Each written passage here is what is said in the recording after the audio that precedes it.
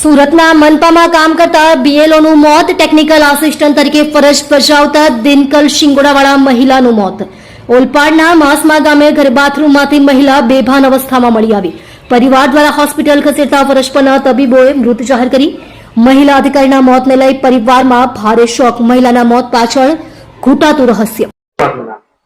હું ERO 159 Surat East અને deputy collector and SDM Surat city north.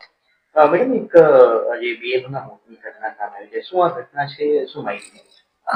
BLO હતા અમારા ભાગ નંબર 9 શાહપુર 2 અમારું બૂથ છે. દિનકલ મહેશભાઈ સિંગોડાવાલા એ હાલ ટેકનિકલ આસિસ્ટન્ટ તરીકે પૂર્વ ઝોન વરાછામાં ફરજ બજાવે છે અને એમનું સરનામું માછીવાડ શાહપુર હતું, એટલે એમને એ બૂથ બીએલઓ તરીકે ફાળવવામાં આવેલ હતું. ઉંમર એમની આશરે 26 વર્ષ જેટલી છે અને પરફોર્મન્સ ખૂબ જ સારું, લગભગ 45% જેટલું કામ તો એમણે કરી નાખ્યું હતું એમનું. મેડમ આ કઈ રીતે એમનું મોત થયું, શું? પ્રારંભિક અમને જાણવા મળ્યું છે કે એમના બાથરૂમમાં ગેસ ગીઝર ઘડતરની કોઈ ઘટના હતી અને વેન્ટિલેશન હતું નહીં, તો એના કારણે બેભાન થઈ ગયા હતા.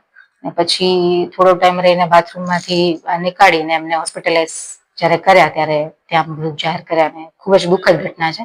સારા પરફોર્મર તરીકે એમણે કામ કર્યું છે અત્યાર સુધી અમારી સાથે. મેડમ હાલ તંત્ર દ્વારા કઈ રીતે કામગીરી કરી? તંત્ર એક ટીમ તરીકે, મતલબ એ રાષ્ટ્રીય કામગીરી તરીકે જ જોઈ રહ્યું છે આખું તંત્ર, અને એમાં લગભગ જે નીચેથી ઉપર સુધીના તમામ કર્મચારીઓ પોતાનું મતલબ એકદમ સિન્સિયરિટીથી કામ કરે છે. અને બાકી જ્યાં પણ કોઈને કોઈ તકલીફ આવે છે તો એકબીજા સાથે સંકલન કરે છે.